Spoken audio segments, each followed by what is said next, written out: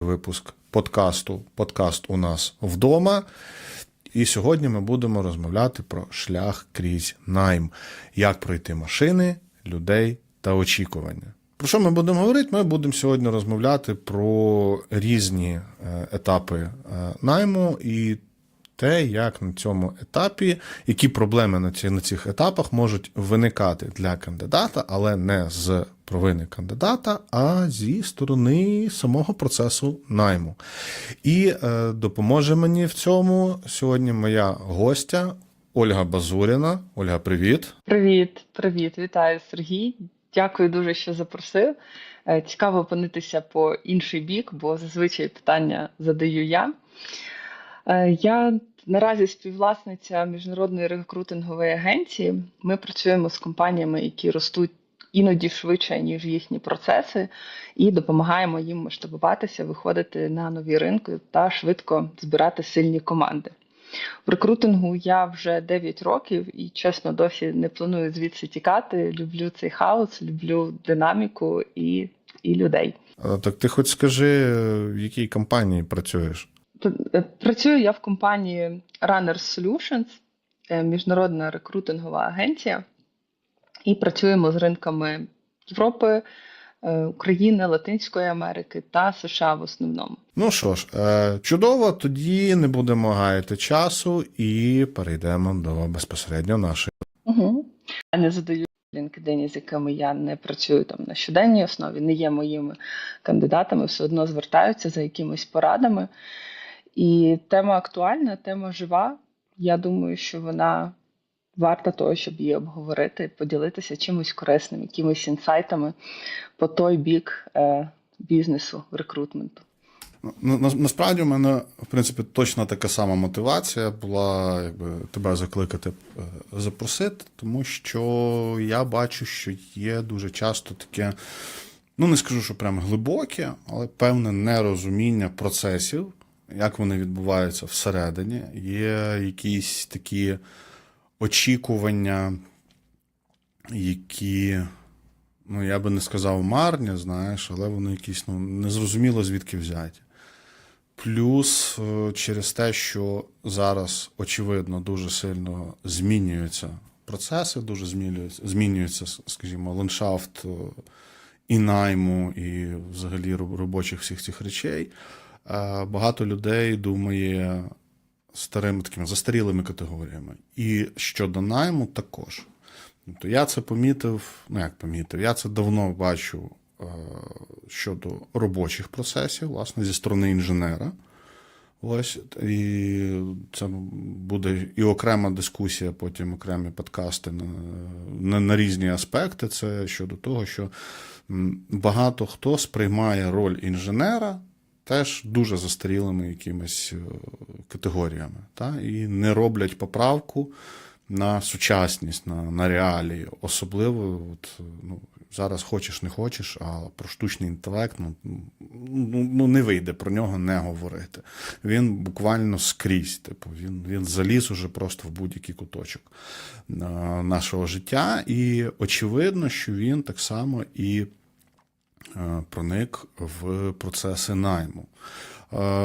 Давай, знаєш, що почнемо. Розкажи, де ти особисто зараз застосовуєш штучний інтелект в своїй роботі? Скажу, що точно це на щоденній основі відбувається. Це взагалі, штучний інтелект – це інструмент, так? І ми його можемо використовувати в дуже різних напрямках бізнесу, і це стосується як рекрутменту, так і інших аспектів.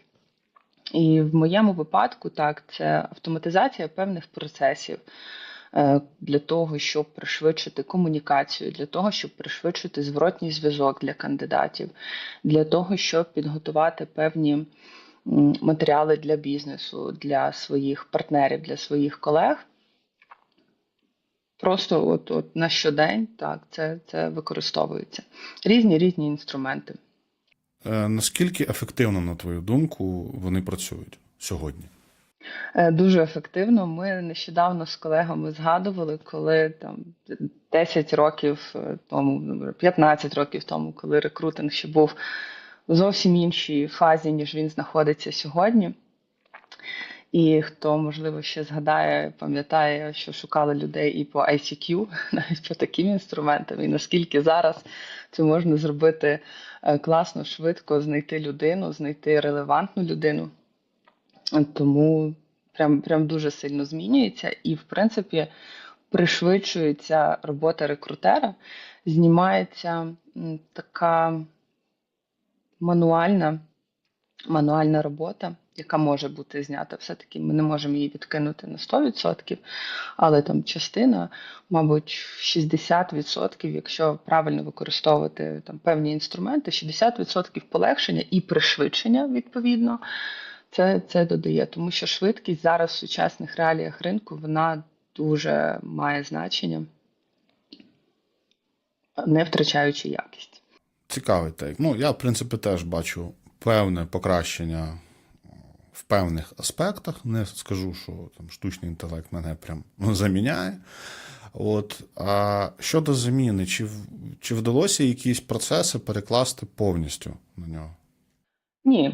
Ні, не вдалося. І особисто я поки що не бачу перспектив, щоб це відбувалося прямо на постійній основі. Я знаю, є компанії, які прям націлені на те, щоб замінити рекрутмент, в принципі, або там HR, в принципі, в компанії і перенести все на штучний інтелект.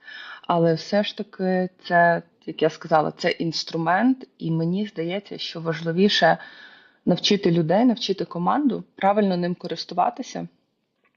І ось тоді буде класний ефект. Повністю перекласти це на машину, ну, якби вона досі має свої баги, вона досі не працює ідеально. В моделей все ще досить багато галюцинацій, і тому не варто будувати саме бізнес-рішення на такій сліпій вірі в технологію. Це інструмент, це не магія. Я радше, дивись, питання було радше не про заміну людини, а якісь процеси. Тобто, чи вдалося автоматизувати те, що ви тим чи іншим чином робили, ну, умовно, руками, да? Тобто, ну, в порівнянні з Аїшкою в нас все руками робилося. Чи вдалося якісь з етапів, не знаю, або якісь підходів, процесів повністю автоматизувати, що ви, умовно, маєте якусь налаштовану модель настроєну, або пайплайн, або агентів, і ви йому скармлюєте там дані, і такі на виході у вас все, типу, пасує, не пасує, або щось таке. Зрозуміло. Я би сказала на 60%. На трошки більше, ніж половину це вдалося, не на 100%. Тому що все одно потрібно, навіть якщо ти запустив автоматичний фідбек, чи автоматичну перевірку, скринінг, резюме, чи складання опису вакансії, опису вимог, ти все одно потім маєш сісти і це ще перевірити, перечитати, передивитися. Неможливо повністю віддати це кудись, і хай воно саме працює. Ну, на 60% так. Добре, ну тоді давай перейдемо вже потихеньку до плану нашого. І перший розділ, він про першу перепону, скажімо так, яка стоїть перед кандидатами. Скажи так в двох словах, який шлях проходить резюме від подачі кандидатом до того, як потрапляє саме тобі в руки? Є декілька таких варіацій, тому що насправді далеко не всі компанії на сьогоднішній день вони використовують АТС-системи з вбудованими AI-фільтрами, і навіть є ще певний відсоток компаній, які в принципі не застосовують АТС-системи. АТС – це там система відстеження кандидатів. Тому про це варто пам'ятати. Там мій приклад – це буде з того, що в моїх реаліях відбувається, але навіть там на українському ринку далеко не всі компанії це ще використовують. Тому, відповідаючи на твоє питання, як саме відбувається ось цей шлях, наразі більшість АТС-систем, коли отримують резюме і мають вбудовані AI-фільтри, вони не розпізнають контекст, вони не розпізнають логіку, вони не розпізнають зв'язки. Вони бачать так звані keywords, ключові слова. Поки що немає технології, яка може це прям щитувати в плані контексту і логіки, але ось ключові слова порівняти з описом вакансії, що вони отримали, яке це резюме, який цей кандидат, вони можуть. Скажімо, якщо у вас в вакансії, у нас є вимога там SQL як технологія, а приходить резюме, коли SQL-технологія схована в PDF у вигляді картинки, то, вибачте, це надто креативно для роботи з штучним інтелектом. Він це не розпізнає і це автоматично не считається. Я переб'ю, але хотів сказати, що я про таке не чув, але поки я хотів це сказати, я згадав. Я бачив таке резюме колись давно, і це дійсно виглядає дуже дивно, насправді. І тут можна зробити, знаєш, такий поворот, трошки об'їзд, ми зараз продовжимо, але можемо трошки заїхати якраз от в тему цих креативності резюме. Давай так ще формалізуємо. З яким спектром вакансій працюєш? Щоб я просто розумів контекст. Це в основному C-level. Це в основному go-to-market позиції, що стосуються там бізнес-девелопменту, маркетингу, і це технічні вакансії. Мені просто що цікаво, от на твою думку, на кого спрямована ось ця креативність в CV? Тому що насправді я не раз бачив в тому ж LinkedIn, якісь там, коли от поради, це ще окремо я теж згадаю, ми зараз, як завжди, зробили план, і ми про нього не будемо згадувати до кінця. Але серед багатьох порад іноді, я прям бачив, що там проявляйте креативність, але кому вона треба? От тобі вона хоч раз, допомогла обрати кандидата? Мені – ні. Абсолютно, мені це тільки завадило. Але я вірю, що існує певна категорія, скажімо, геймдев. Питання. Курка чи яйце?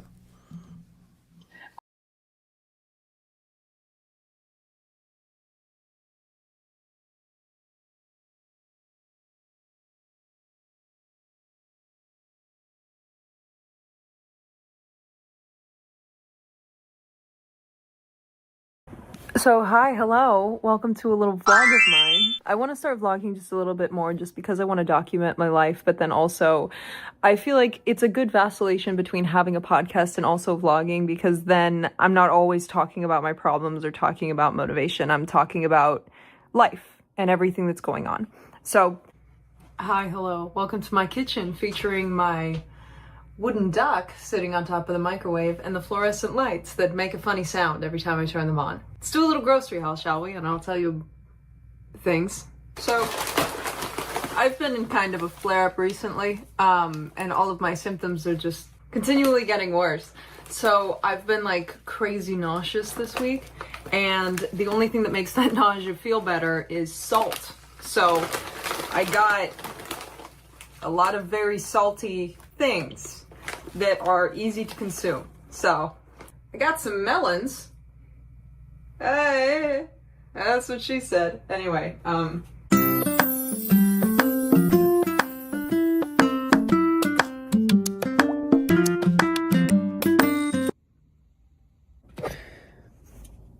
so I'm going through it as I do most days. I was feeling really lost in life, so I decided to order Chinese food because Chinese food comes with fortune cookies, and fortune cookies come with answers, right? So I decided, hey, let's order a fortune cookie. You want to know what it fucking says? Can you read that? I don't know if you can read that. It says, there will always be delightful mysteries in your life. Motherfucker, I was looking for an answer. That's just a statement.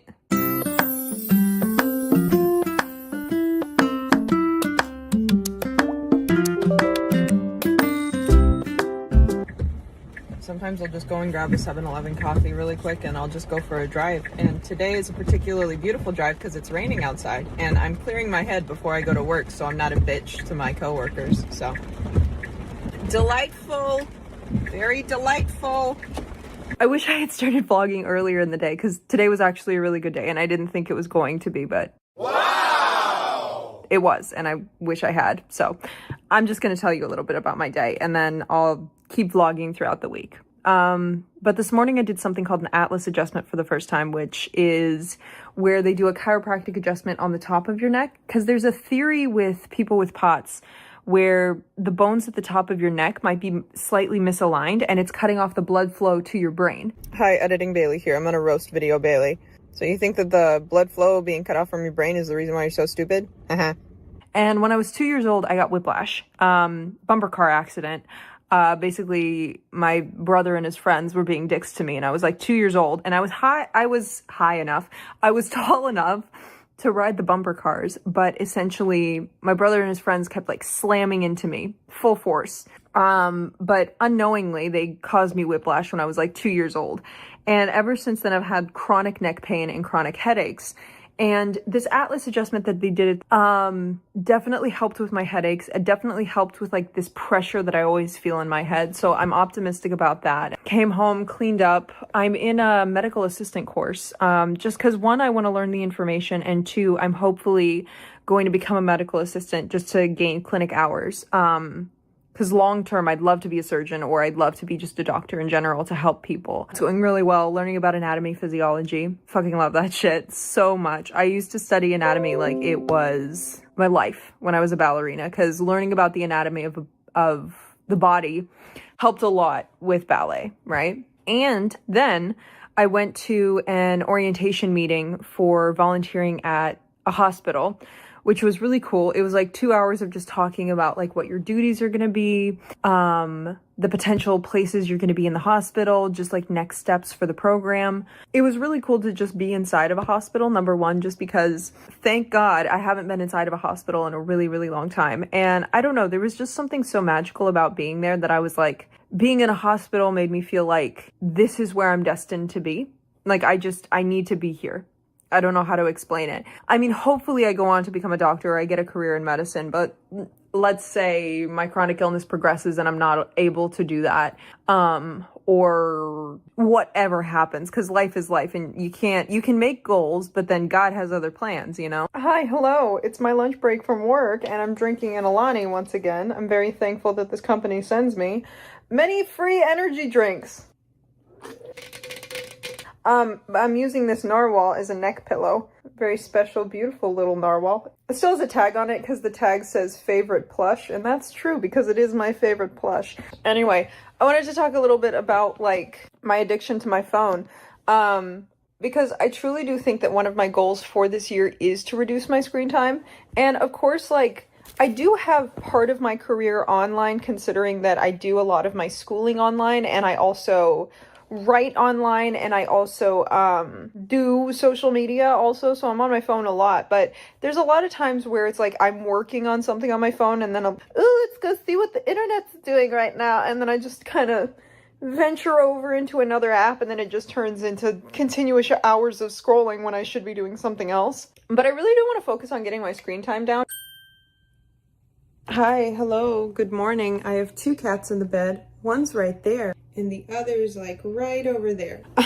It's like 6 a.m. and I've been doing the thing where you wake up at 5 a.m. and you just journal for like an hour to get everything out of your headspace before you start the day, which is, everyone should do this. Everyone should do this because it's nice to start the day with a clear head.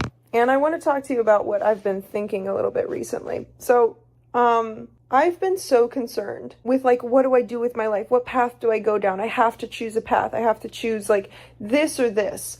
And for some reason, it's never occurred to me, hey Bailey, why not do both? Like, who told me that I was only allowed to do one thing for the rest of my life? Why am I not allowed to like pursue a stable career, but then on the side have some side quests? So here's my new plan for life and living. I know that I want to be a doctor. I know that I want to be a surgeon. I know that I want to go down the medical path. And let's say, okay, surgery doesn't work out. At least I'll still have either an MD degree or an MD PhD. And I can go into psychology or become a psychiatrist, or there's multiple other areas that you can go down within the medical field that aren't necessarily surgery. Let's say if I'm not feeling good down the line or whatever. At least having the degree opens up multiple paths to stable careers. And the other thing I'm thinking in my mind is like, I've always wanted to be an actress. I've always wanted to be a model. I've even wanted to be a singer. But my thing is like, those are very unstable careers. And those don't always work out. Just life happens. A lot of an artist's career is out of your hands because it's up to the decision of people higher up in the industry. Like, I've gone to so many callbacks, but I've never actually booked the job. And they're like, oh, we love you. You're great. Everything's wonderful. We want you to come back to other auditions that we have in the future, but we've decided to go in another direction for this one. And I don't know if they're being kind or if they actually mean that, but I don't know. I digress. My thought is, why have I never considered doing both? Like doing the medical path as a backup career, but then pursuing art in the meanwhile. Because I'm always a firm believer that when you pursue art, have a fucking backup plan. I know everyone tells you, go all in on your art and quit your job and just see what happens. No, I think it's very important to do both, because you could get fucked in the artist industry. Like, believe me, look at my career as a ballerina. Who thought I would get diagnosed with chronic illness and my whole career would end on a random Monday? No one expected that. Very unexpected. And I had no backup plan. I had like $500 to my name, and I'm expected to just start over my life from zero. And it has taken 3 years to finally get to a stable place where everything is good and everything's taken care of and I can finally dream again. So I think my new plan for the future is I'm going to go to college. I'm going to pursue a degree. But then I also want to start acting classes, and I want to teach myself piano off of YouTube videos. My new idea is that I should do both. And the fact that I'm getting called towards both and I can't make a decision also makes me think, why not pursue both? That was a rant that, who cares? But that's where my head's at this morning. So I'm going to go watch some Grey's Anatomy and eat some breakfast because I'm hungry. So, yeah. Love you guys. Yeah, I hope you guys are having a fantastic day wherever you are in the world. I enjoyed this little vloggy vlog. And I'm going to definitely keep doing this in the future just because vlogging's fun, people. Have fun with it. Don't take life too seriously. Love ya.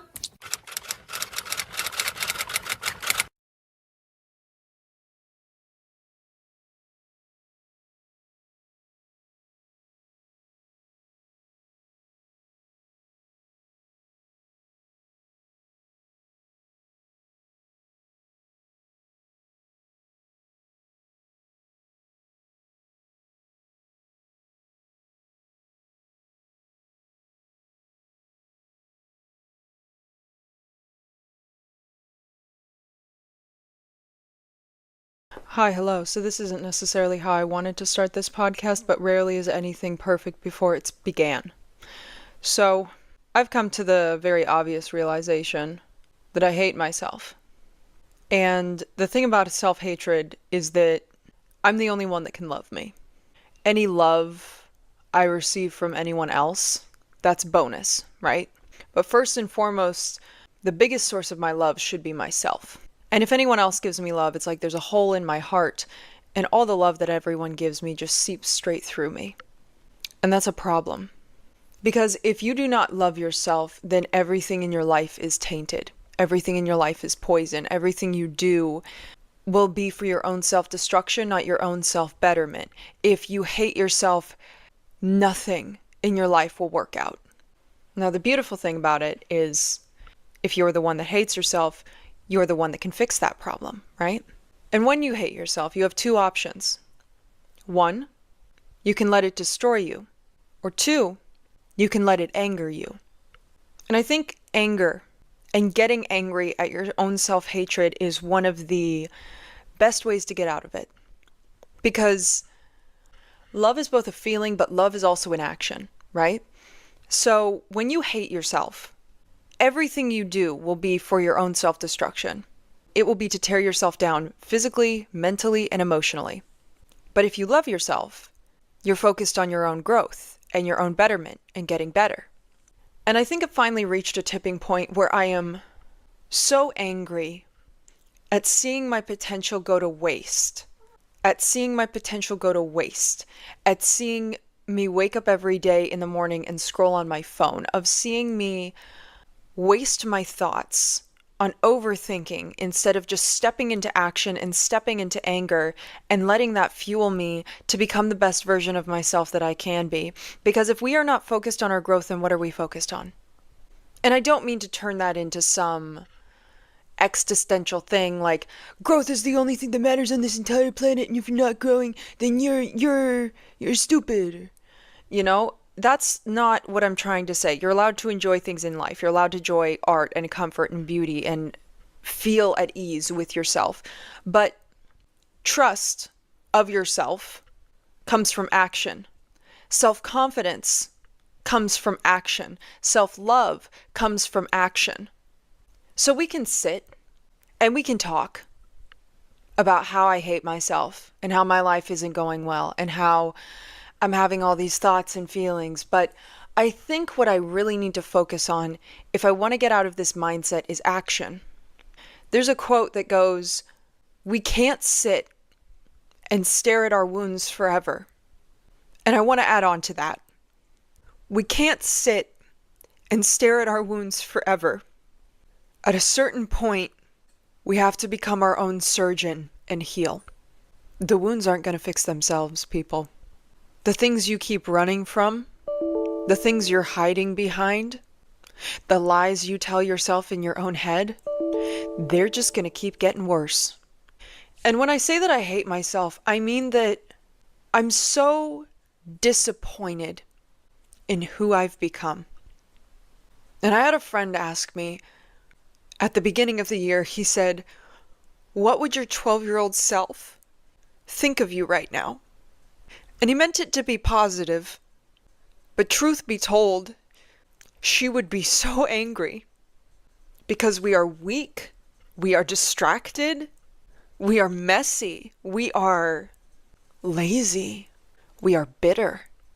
And I keep going around in this loop in my head of like, oh, what do I want to be in this life? Who do I want to be? Like, what do I want my life to look at? And I'll sit and I'll make vision boards and I'll ruminate and I'll ask friends and I'll do Google searches and I'll journal and I'll think and I'll meditate and I'll sit on my bed.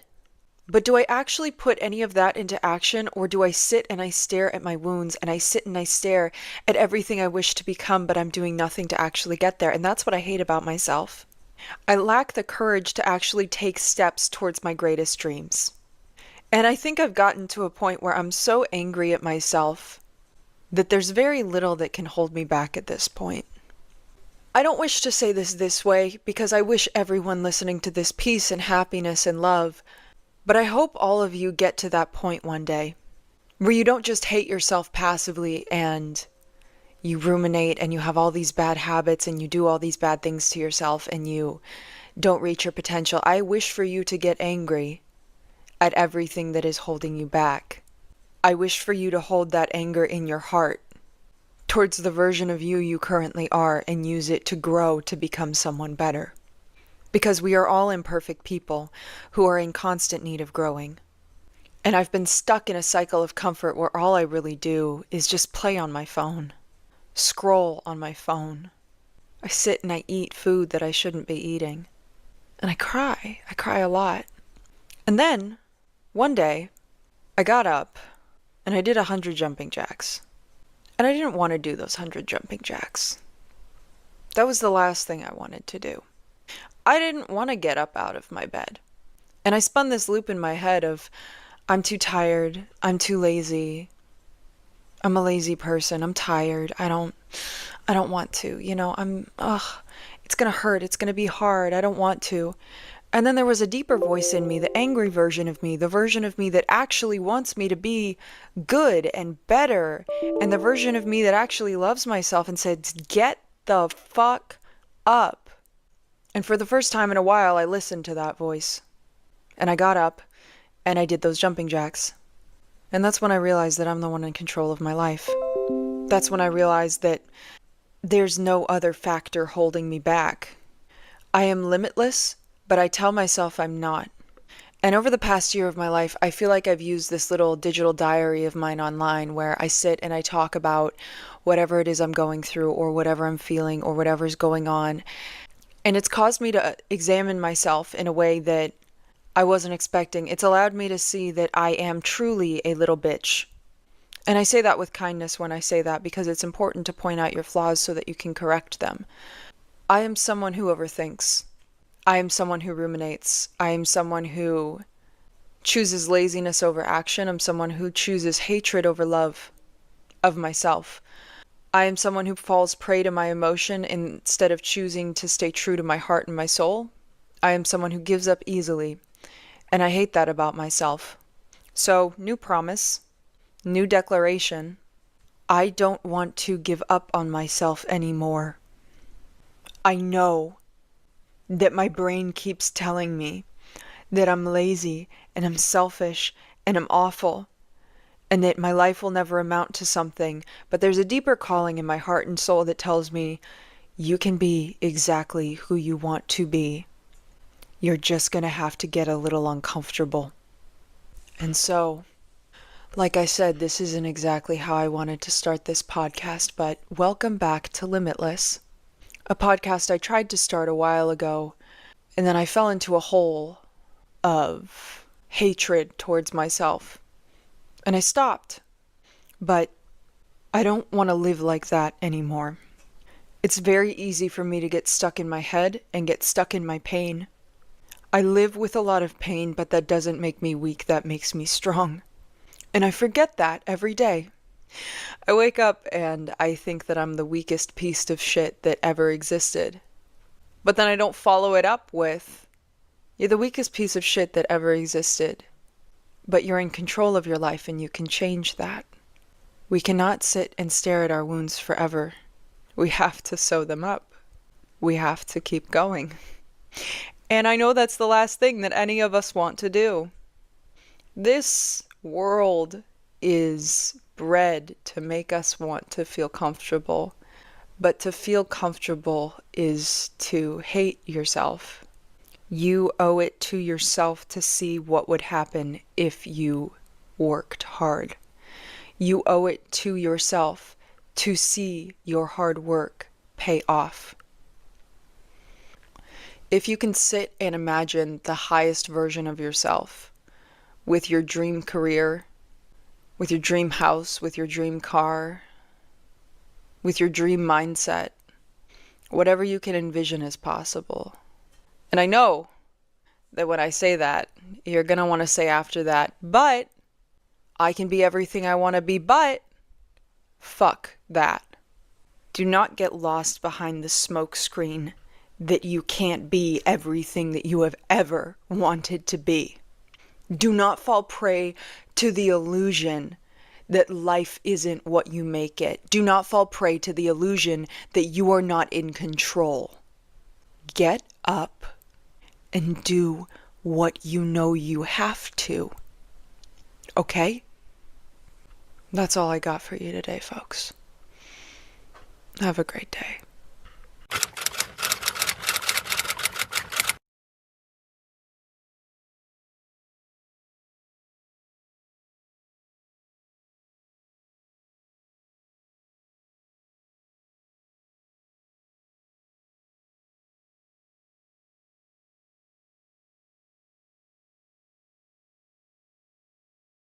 Hi, hello.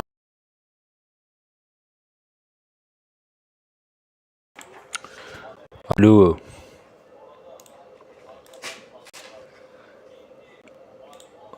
Так. Вайп-кодінг це скам. В якому плані я не розумію вопроса цього.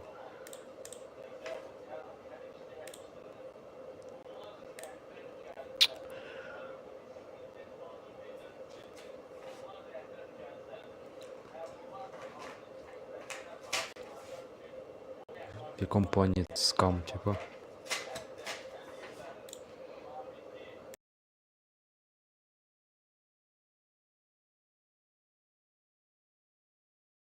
Hello. Oh, I hope you're doing well today. coming at you today with me and my oversized water bottle because I care about my hydration. Do you? Go get a glass of water, you dehydrated motherfucker. I love you. So, I'm not really sure exactly what I want to talk about today. I'm just going to start talking and see where it leads us. How about that? Is that okay with everyone? This week, I've been thinking a lot about how fear controls a lot of my life. Fear controls like 99% of what I do. And the reason I came to that revelation is because I was really sick this week, like really sick. And I had to take time off work, which I never take time off of work. And I wasn't feeling good. But I did go to work, and I was surprised at how much I was actually able to do while still being in that state of sickness, right? The entire time I was at work, my mind was kind of overcome with this weird idea of, you know, what if you pass out at work? You know, what if you get other people sick? What if, you know, you drop something or you drop a glass of water and glass goes everywhere because you're feeling weak right now? What if you push your body too hard and then you end up getting more sick and then you have to take more time off of work? And, you know, are you taking enough medicine? Should you be taking more medicine? Should you be taking less? Like, what should you be doing? And my mind was running amok. It made me realize that I think I'm more scared of life than I think I am. I think I let my fears about what I think is going to happen run the show instead of just having trust and belief that things will work out. Because I'm someone who always has looked on the dark side. I'm someone who is always anxious. I'm someone who's always fearful. I'm someone who always looks at a situation and instead of just taking action towards it and having trust that it'll work out, I think of every single possible bad thing that could happen so that maybe I can avoid the possibility that something bad will happen to me because I don't think I can survive another loss. But the truth is that I have survived 100% of my bad days, and not only have I done that, I've gotten through them and I've thrived on the other side. So where is the evidence to support that I will ever let myself down? Where is the evidence to support that I won't reach everything that I've ever wanted? Where's the evidence to support that when I go for something, I won't actually get it? I have been stranded, abandoned, isolated, failed, and I've rose from that. There is nothing to support that I am the kind of person that will let myself down. So where's this fear coming from? And I mean, a healthy dose of fear is human. A healthy dose of fear is very human. Thinking about the possibilities of what could go wrong, trying to avoid disaster, trying to plan ahead, trying to have hindsight while still in the moment. And fear comes up every time we're doing something that's unknown to us, that's new to us. It just happens. You know that quote that's like, you feel the fear and you do it anyway. You're always going to have a sense of fear when you're doing something new that you work through, right? So my fear comes from two things. One, the belief that bad things have happened before so that they can happen again. And I think that every bad situation I have been through somehow is going to repeat itself, that I'm destined to just go through the same bad things all over again if I go down a certain path, or because something bad has happened to someone going down the same path as me, it's also going to happen to me. Like, I have this weird belief that, like, I am a person that is always destined to have bad things happen to me, and the good things are just happenstance. They're just coincidence. That the badness is the constant and the goodness is the exception to the rule. And I wrote a whole bunch of affirmations for myself in my journal where I was just like, good things are going to come to you. You do not have to worry about the future. You know, bad things find you, but who cares? You know, just like, you know, you're a girl boss, go out there and get it, Bailey. All my stupid quotes that I say to myself that feel delusional in the moment, but help in the long run. And I read through this list of affirmations and it felt like I was lying to myself as I said them, saying that like things are good, things are going to work out, everything's wonderful. It felt delusional to say it because from where I'm sitting, it's going to take a lot of hard work to get to what I want in this life and to get to the career that I would like to have and get to the accomplishments I would like to have. It feels delusional to even reach for them. And it also feels delusional to tell myself that it's going to be okay along the journey. I think I have too much reality in me and not enough audacity. Which I know is a weird statement, but I think having, this is gonna say, you need to take this with a tablespoon of salt. That's how many grains of salt you have to take this next. Don't take a tablespoon of salt unless you have pots like me. But take this with so many grains of salt, it makes you feel dehydrated. Go drink another glass of water. Love you. You have to have a healthy level of delusion and audacity in order to be happy in this life.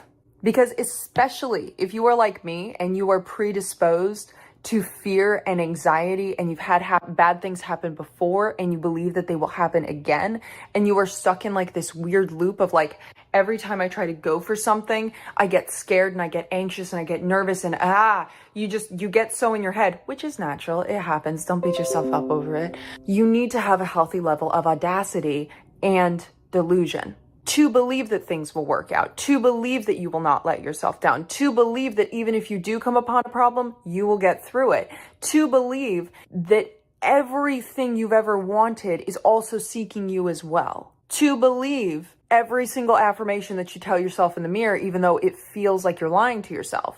Self-belief and self-confidence feel like lies until you actually have evidence to back up those claims. Have that audacity to believe in yourself, to tell yourself that you can do it, to stare fear in the face and say, fuck you.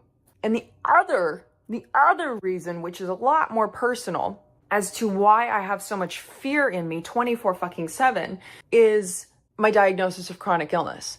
And I've talked about this in literally probably every single video that I post. And when you're talking about something more than you would like to, and or you keep bringing something up in every single conversation and you're not sure why, it's most likely because there is something there that is deeper.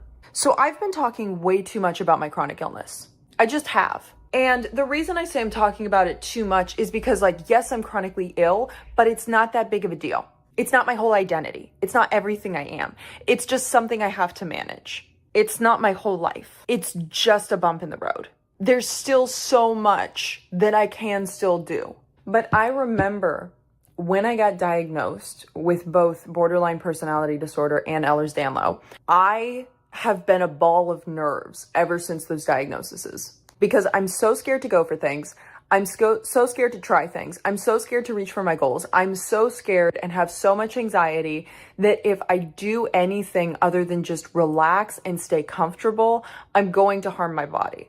Now, here's the thing. If you put yourself in stressful situations while already having a predisposition to having the mental and physical health issues that I have, you are obviously going to have a little bit more of a difficult time than the average person. But it doesn't mean you can't still do it. There have been a lot of you that have been asking, can I restart my podcast Limitless? Where I was talking about how, you know, even though I'm chronically ill, I still want to get a PhD. I still want to become a marathon runner and eventually an ultra marathon runner if my health allows me to, because obviously I'm not going to break myself just for the sake of a goal. I'm going to be smart about it. And I'm having this horrible dream right now. And the reason I say horrible is because I wish I didn't dream as big as I did. But here's the thing. Every single dream I've ever had in my life, I've accomplished. So I know that I could achieve this dream. The thing is that I'm so scared of it. So I'm going to say it out loud. I've always wanted to be a surgeon. And I don't tell anyone that. I tell people that maybe I'm interested in the medical field, or like I even decided, oh yeah, I'm going to get a PhD or whatever in psychology because it's like an easier kind of medicine related field, but it's not actually what I want. You want to know what I want? I want to be a surgeon. I really fucking do. I always told everyone after I'm a ballerina, I want to be a surgeon. And I know it's a lot of training. I know it takes years of your life away from you. I know it's difficult. Everyone tells you like 1,000,001 reasons not to do it. Here's the thing. I know I could. And I'm so scared to dream like that. I'm so scared to even take a step into the pool of that. I'm so scared to chase that because I'm so scared of, one, working my ass off and then my body not being able to handle it. Because I'm so scared that I'm going to get all the way up there and then my body's not going to be able to handle it and I will have lost another dream. And here's where the audacity and the delusion kicks in. I know what has to be done to get me where I want to be. It's just a matter of fucking doing it. The doing it is difficult. The doing it is hours of studying and grinding away at the books. The doing it is learning how to survive 17-hour surgeries and beyond. The doing it is figuring out how to best support my body between here and now so that residency isn't hell, even though it will be. The doing it is figuring out how to also support my art in the meantime while I am doing that path. And this isn't me declaring that I'm going to go off and be a surgeon right now. This is, I still have to take many systematic steps in my life to be smart about it and to do more research. I'm going to go volunteer at a hospital to find out if I really like it. I'm going to try and volunteer in the surgery department to see if I like the way that everything works, to see if I can emotionally handle helping people and helping patients into surgery, because that's another component of it. If someone's crying, I cry, you know? But I don't want this video to be like a declaration of like, I want to be a surgeon. I want this video to be a declaration of you need to believe in yourself and you need to stop let fear running the show. Fear is an emotion, the same as love, anger, hate, fear. It's just there. Fear is just your nervous system telling you which way to run. Fear is just your nervous system saying, we think there's danger here, but we're not entirely sure.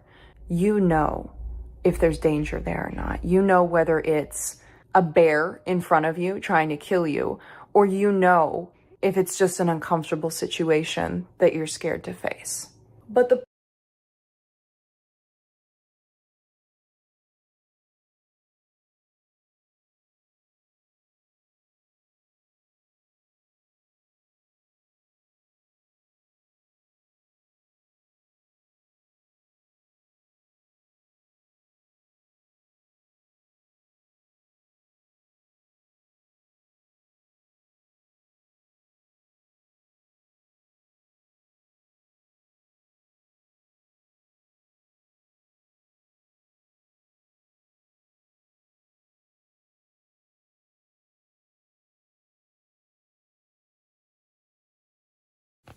What's up? You notice my setting is quite different, and that's because I'm in another country. I'm in my hometown again. I'm in Guatemala because I'm saying goodbye to all of my friends and family because you guys already know I'm moving to the US. So I thought I'd do a little video. Okay, I found a little, you're on my bedstand right now. So the topic of today's video is how to discern if someone is right for you, how to pick the right people to be in your life. So this is actually something that might be holding you back a lot more than you think. People's energy, even whether you care about them or not, if this is like family or a friend, their energy is eventually going to rub off on you and is going to be your energy. You're going to become these people. So you need to be very, very, very aware of not what they're telling you, not what they're saying with their words, but what their actions, what are they doing with their lives? You know, what do their fruits show? As the Bible says, do their fruits show what their words are telling you, who they claim to be? So there's that aspect to it, but there's also the aspect to it of everyone has energy, and there are people that drain your energy. There are people that you will hang out with them and you will leave that conversation literally feeling like you were drained of all of your life force. They're vampires, okay? Energy vampires, that's a popular term. I don't like using that term because they're still people. They're still people. They're just stuck in a negative spiral, and maybe they're not even aware that they are sucking the life out of you. So you need to be very aware of these people because they might be people that you actually really, really care about, but you need to be careful how much time you spend with them. Their energy will rub off on you, as we mentioned. So first things first, if you must be surrounded by people that are sucking your energy, I want you to understand that you can protect your energy. Just don't engage emotionally. It's simple. What you have to do is when you're having a conversation with them, guard. Just envision there's like a little guard surrounding you. Not like a little guard, like a guard surrounding you when you're around them. This guard prevents you from engaging emotionally. And that is what they're relying on. Because energy vampires, they want to suck the life out of you because they don't have it within themselves. Do not engage emotionally. How was your day? It was good. How was your day? So anyways, now that we've got that out of the way, people that clearly are not good for you, how do you find the people that are right for you? Well, it's kind of the opposite. You hang out with these people and you feel energized after. You feel better about yourself and you feel inclined to become a better person, to grow. You feel more motivated. You feel more like, oh, I want to be better. I feel uplifted. Okay, so pay attention, pay very close attention to how you feel while you're talking to these people. And so, what do these people's lives look like? Because you need to pay attention. You need to pay attention to the details. If they say that they are something, if they say that they're going to do something, do they do it? Do their actions show it? Do the things around them show it? Do their actions show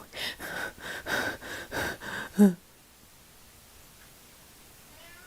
Oh, it's just my cat. Okay. Do their actions show it? Do the things that are around them show that they are good people?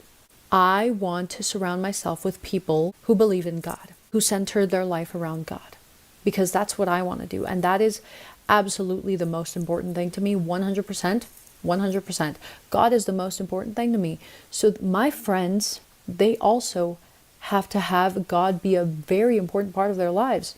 And they are, all of my friends are, by the way. And so how do you know if these people actually have God at the center of their lives, or it's not just something that they say?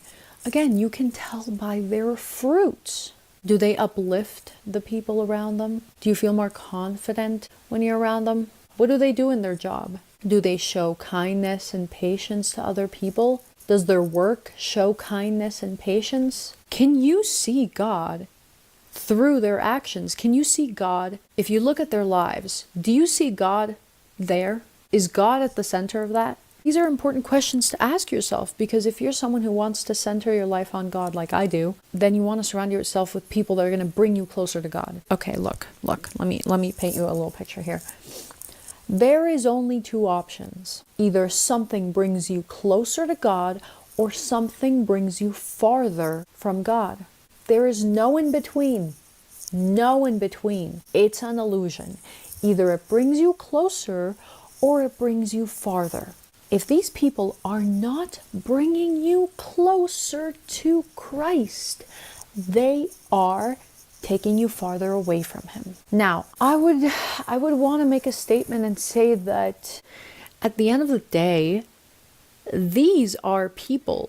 These are God's children. If you're criticizing someone, that's God's son. If you're criticizing, that's God's daughter. So you can't be like, oh, these, get away. I'm too good for you. I'm too good for you.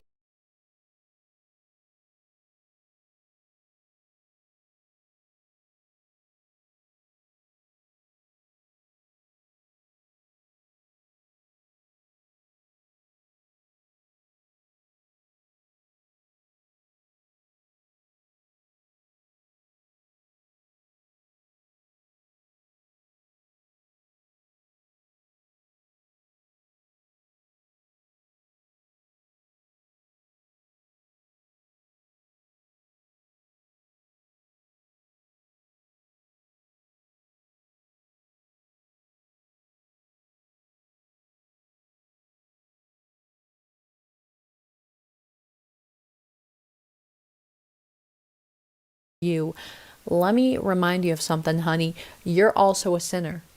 You're also a sinner. We are all sinners, okay? So don't go around being like, oh, I'm self-righteous, let me judge everyone.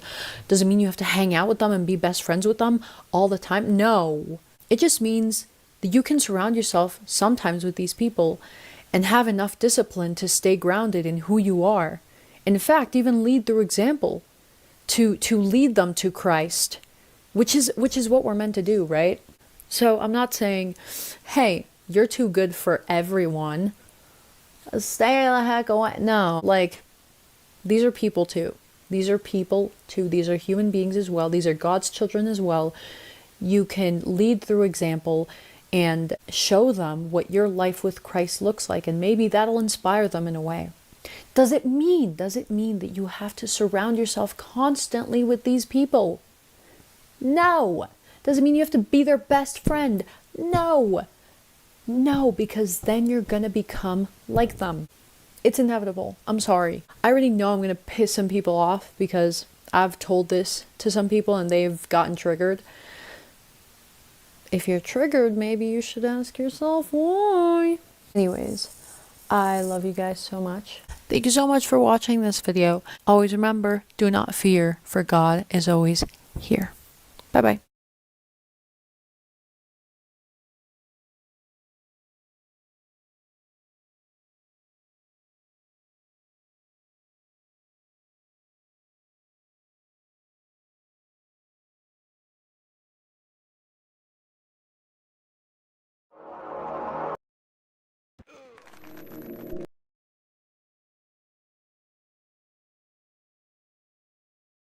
Hi guys, how are you? It's been a while since I filmed, but I'm so ready to talk with you guys again. I've missed you guys. Today, I'm actually going to be talking about relationships, okay? I've never been in a relationship, yes, okay, but I like to believe that from observation, I've noticed a lot of patterns and I've gained valuable insight. And I love being single. I love being alone. If you're not in a relationship, then why would you not want to love being single, you know? This video is how I learned to love being single. Being in a relationship is a beautiful thing. It's beautiful to have someone there. It's beautiful to grow with a person, experience life with a person, marry a person, have a family with, those are beautiful, beautiful things. You know, we as human beings, we were meant to be man and woman, be together, right? But, you know, that might be in a while. So what do you do in the meantime? Because if you spend, oh my God, do you guys see those lights flickering? But what are you gonna do in the meantime? Just long for a person? Spend all your day thinking, oh, I wish I was in a relationship. I wish I was in a relationship. What do you think that's gonna do for your love life? That's just gonna repulse everyone away from you because you're desperate for it. So you need to learn to love being single, love being alone. Now, I used to hate being alone. I used to always surround myself with people. I would go to parties, or I would call my friends. I would make a bunch of friends. I'm good at, you know, sparking up conversation and making friends. So I would make a bunch of friends to just keep around, you know, even if we didn't really connect on that level. They were just like friends, you know, friends, just to keep there, to fill up the noise, because I didn't feel comfortable being by myself. So how do you become comfortable being by yourself? This is gonna sound very weird, but you need to start talking to yourself, okay? I'm talking from personal experience. That is what has helped me the most, talking to myself. Not only talking to myself, talking to God, okay? And you might be like, what? I don't want to talk to God, you know, because I have to talk to God about like interesting things, and there's pressure behind talking to God. There is no pressure behind talking to God. You can literally talk to God about anything. About anything. He's there for you. That's what he's there for. So here's what you're gonna do, okay? You're gonna go outside in nature, surrounded by nature, just beautiful sunset or whatever, and then just start talking. Start talking to God about, you know, things that are worrying you or things that you're grateful for. Whatever is on your mind, start talking to God. Now, I understand that some people may not believe in God, so that's why I'm saying, talk to yourself. Talk to yourself. Now, this is where it gets a little weird, okay? Talk to yourself from a third person perspective, as if you were somebody else, like being like, okay, what have you been doing lately? Why have you been doing these things? Let's talk about it, and talk to yourself about it. Yes, it's weird, but you're gonna start to get to know yourself, You're gonna get to a point where you laugh at your own jokes. You like being by yourself. I love to sing. So I sing by myself, right? I just sing. I sing and I'm enjoying my own presence because I'm just singing. I'm just feeling and living and being in the present moment. Look, I'm not sure why it works so well. It sounds so weird. I'm not sure why it works so well. I think it's because you're processing and you're living in the present moment. Because if you're in your head thinking about like, you're on autopilot, you know, you're just thinking about random things. But if you're talking to yourself, you're kind of forcing yourself to acknowledge what is happening around you, to acknowledge what has been happening in your life. And you start to process things. And you also start to get to know yourself. So there's no way that it can go wrong. And it's not common advice. I understand it's not common advice. Hey, start talking to yourself. But it works. Like, it works. I love being alone. I love being single. I love being by myself. I think I'm funny. I enjoy my presence more than anyone. And that's why I love being single. So just do it, okay? Just do it. What's the harm? You know, it might be a little weird at first. You might feel a little uncomfortable. It might be like, you might be a little resistant. But you'll start to get used to it. You just have to be consistent. Obviously, in everything, just be consistent with it. God, just be consistent with it. And eventually you'll start to get to know yourself.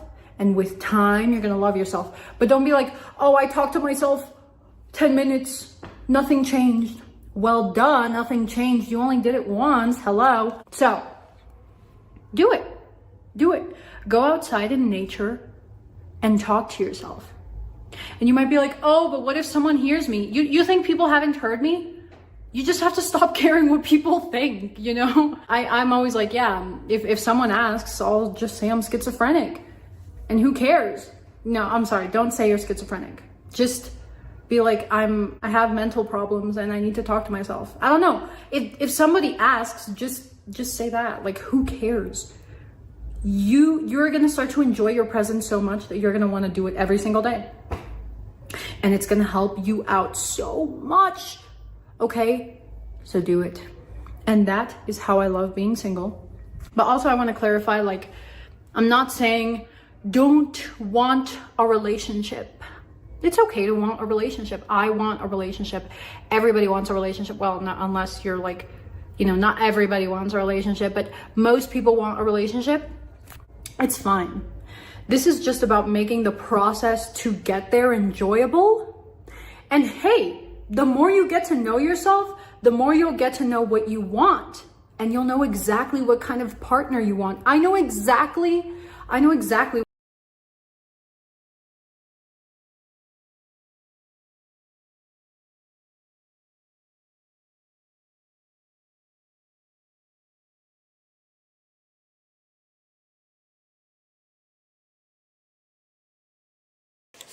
Так, давай зараз прочитаємо те, що ти написав. Та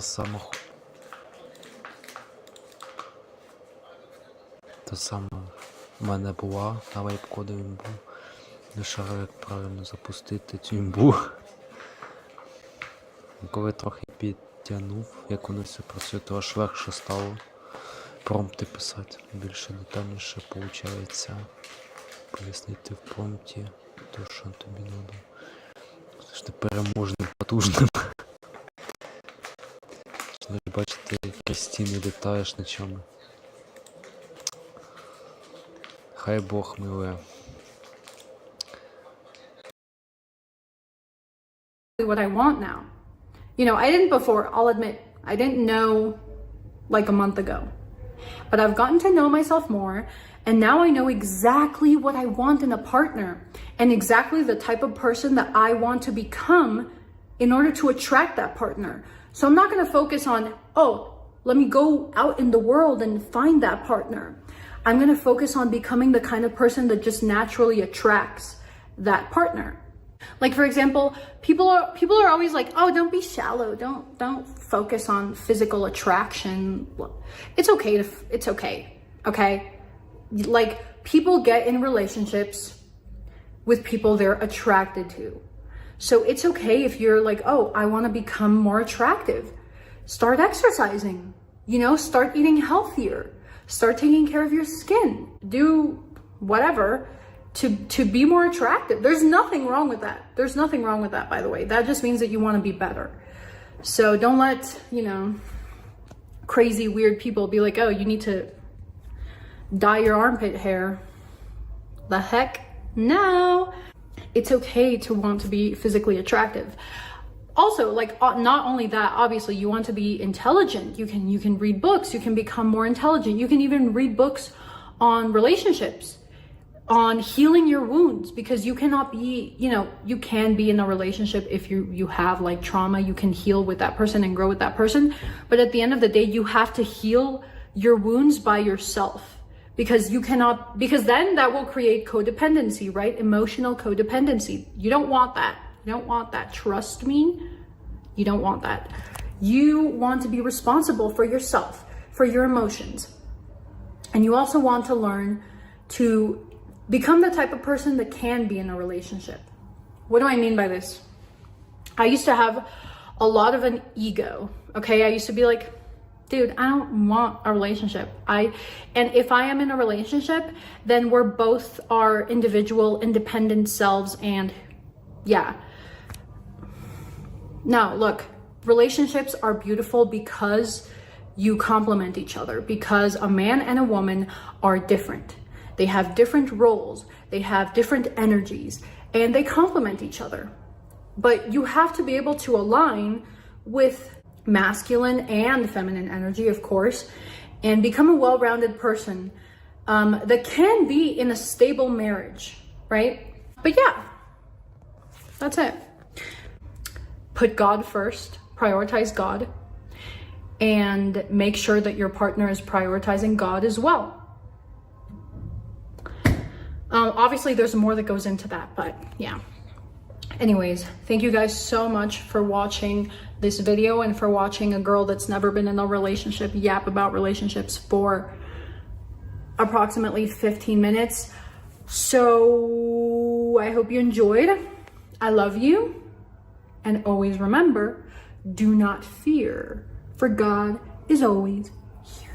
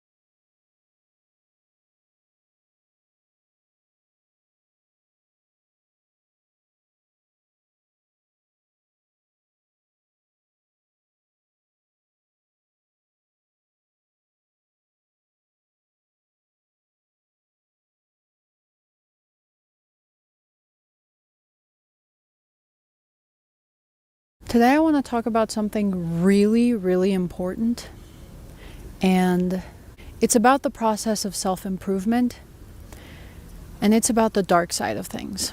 Now, calm down. Darkness doesn't necessarily imply that it's bad or evil. Darkness is necessary for light to exist. If darkness didn't exist, light wouldn't exist. So I just want to make it clear. Let's not demonize darkness. But as someone who has been growing, it's actually going really, really well. I'm allowed to say that. It is. It's been very little time, and I'm just so flabbergasted. I started this very, very impulsively. I didn't really strategize all that much, so it was a bit of a surprise when people actually listened. What I mean is, I didn't prepare myself. And everywhere online, really everywhere, everyone tells you, or maybe not everyone tells you, but it is a common belief, at least it was something I believed, that the more you're doing well, easier life gets, right? The more you feel relief. But truly, ever since I started filming content, the process has only gotten way harder. And I've been really trying to self-reflect and figure out why that is. Because it has. Not to say, because I am extremely grateful. And I am extremely fulfilled. Being able to do this is my dream. It's my purpose. But fulfilling your purpose, you're going to have pressure. You're going to have fear. You're going to have doubts. You are. And you're going to feel them very deeply. And it's going to hurt, and you're still going to have to show up anyway. And so I've really learned that pursuing something as important, as meaningful as your purpose is a path that will have a lot of hardships and pressure and a lot of uncertainty. A lot. I don't want to sugarcoat it, okay? I don't want to sugarcoat it. I am afraid. I feel fear. I feel uncertain. There are days where I feel so much pressure. So much pressure. There are days where I feel very much in the darkness, where I feel not good. I believe that there's evil forces in the world. I believe that temptation is evil, trying to get in your head and tell you that you can't do the things that you know and you feel deep down inside of you that you're meant to do. Evil kind of plants little seeds and festers in your brain. And so the more you are on your path to purpose, the more evil feels that, senses that, and wants to take you away, wants to grab you away. So it's more pressure, to be honest. Walking the path of God, walking the path to fulfilling your purpose, your divine purpose, is going to be a path filled with resistance. Temptation might be even more desirable at times. You feel it more impactfully because you're so distant from it that you're not used to it anymore. You're not numb to it anymore. So now it feels all the more, it feels way stronger. It feels way more powerful. But it's all an illusion. It is an illusion. And you need to understand that. I want you to know. I want you to be prepared. I don't want to lie to you and tell you it's going to be easy. I want you to know it's going to be hard. And I want you to know that evil is going to try so hard to get you to give in to temptation. And I want you to know and be prepared when that happens and understand that it is an illusion. It is simply an illusion. You are more powerful, 1,000, infinitely more powerful than evil. You